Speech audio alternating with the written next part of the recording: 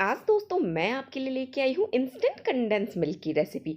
जो हम मार्केट से कंडेंस मिल्क लेते हैं ना, बिल्कुल वैसा ही कंडेंस मिल्क आप भी घर पे बना सकते हैं, वो भी काफ़ी सस्ते में। और इसे आप स्टोर करके रख सकते हैं फ्रिज के अंदर 15 से 20 दिन तक, ये ख़राब नहीं होगा। बस आप इसे स्टोर करेंगे किसी एयर टाइट ग्लास जार में, तो आपका कंडेंस मिल्क आराम से 15-20 दिन चल जाएगा। Hello friends, welcome to Sindhi Rasoi. Sindhi रसोई में आप सभी का बहुत बहुत स्वागत है। आज की रेसिपी है इंस्टेंट कंडेंस मिल्क।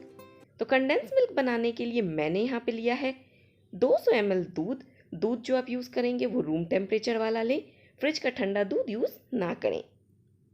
इसी के साथ हमें चाहिए हाफ कप मिल्क पाउडर। आप होल, स्किम्ड या फिर डेयरी वाइटनर भी यूज़ कर सकते हैं। 1/4 कप चीनी, 1 टीएसपी देसी घी को आप बटर से रिप्लेस कर सकते हैं। 1 पिंच बेकिंग सोडा, जो खाने वाली मीठी सोडा होती है ना, वो हम यूज़ करेंगे 1 चुटकी। यहाँ पर मैंने एक मिक्सिंग बाउल लिया है, इसमें मैं डाल दूंगी मिल्क पाउडर। इसी के साथ डालूंगी चीनी और थोड़ी सी बेकिंग सोडा, बिल्कुल ज़रा सी आपको डालनी है। इस तरीके से आप लें, ये देखिए, बस जितनी आपकी पिंच पे उठे। इन सभी चीज़ों को मैं शिफ्ट कर रही हूँ मिक्सर जार में। आप बाउल में भी दोस्तों दूध और घी डाल के विस्कर से मिक्सचर को विस्क कर सकते हैं, बट उसमें थोड़ा टाइम ज़्यादा लगेगा। अगर इस तरीके से आप मिक्सर जार में से एक बार चर्न कर लेंगे तो आपका काम काफ़ी आसान हो जाएगा। अब मैं इसमें डालूंगी 1 छोटा चम्मच देसी घी ना हो तो आप बटर यूज़ करें। साथ ही डालूंगी 200 ml दूध और 1/4 कप गरम पानी। पानी को मैंने अभी तुरंत उबाला है।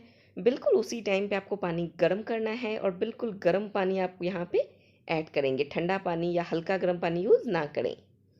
सभी चीज़ों को मैंने एक बार चर्न कर लिया है। बस ज़्यादा देर के लिए मिक्सर नहीं चलाना, सिर्फ 1 से 2 मिनट के लिए। ये देखिए, अब यहाँ पे मैंने एक नॉन स्टिक पैन लिया है। ये इंस्टेंट कंडेंस मिल्क आप बनाएंगे नॉन स्टिक पैन में। लोहे की कढ़ाई या रेगुलर घर की कढ़ाई में आप इसे नहीं बनाएंगे, नहीं तो सब मिक्सचर आपके पैन में चिपक जाएगा और कंडेंस मिल्क जल जाएगा। घड़ी देख के मैं इसे 4 मिनट के लिए हाई फ्लेम पे कुक करूँगी और इसे कंटिन्यूसली इस तरीके से चलाती रहूँगी ताकि मिक्सचर बॉटम में स्टिक भी ना हो और कंडेंस मिल्क एक बराबर इक्वली थिक हो सके। और अगर हम इसे छोड़ देंगे ना तो इसमें काफ़ी ज़्यादा गुठलियाँ पड़ जाएंगी। 4 मिनट पकने के बाद आप देख सकते हैं यहाँ पे कंडेंस मिल्क काफ़ी ज़्यादा थिक हो गया है। तो बस इस टाइम पे मैं फ्लेम को ऑफ करूँगी और इसे थोड़ा ठंडा होने दूँगी। जब ये थोड़ा ठंडा होगा फिर से मैं इसे मिक्सी में डाल के एक बार चर्न करूँगी।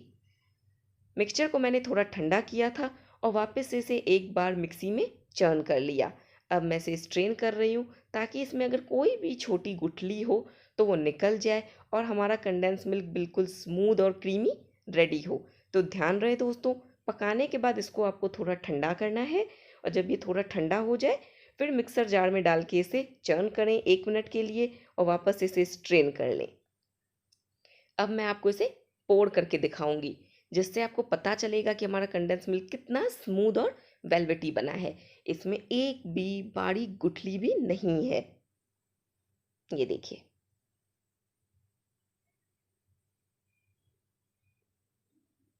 देख सकते हैं बिल्कुल मार्केट के जैसा थिक है और बिल्कुल स्मूथ है।